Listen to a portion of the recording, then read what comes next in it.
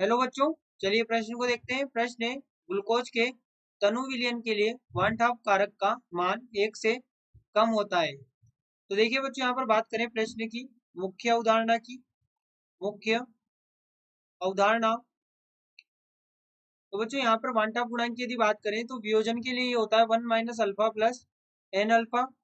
ये यहाँ पर होता है वियोजन के लिए, वियोजन। और वहीं पर देखिए आई बराबर 1 - अल्फा प्लस अल्फा बटे एन, ये यहाँ पर होता है संगुणन के लिए, संगुणन के लिए।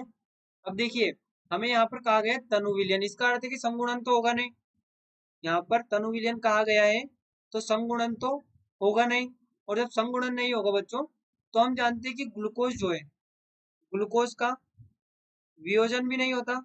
ग्लूकोज का वियोजन, वियोजन भी नहीं होता। इस क्योंकि ग्लूकोज जो है, ग्लूकोज आणविक अवस्था में ही रहता है, आणविक अवस्था में रहता है। और तनु विलयन कहा गया है तो संगुणन तो वैसे भी नहीं होगा। तो इसलिए बच्चों यहाँ पर जो इसका आई होगा ये बराबर होगा 1 के।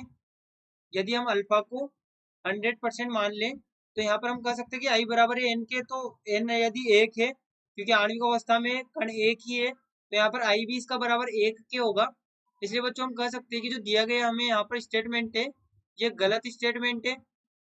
ये गलत गलत स्टेटमेंट हमें यहाँ पर दिया गया है, क्योंकि जो ग्लूकोज है उसका संगुणन तनु विलयन का हो नहीं सकता।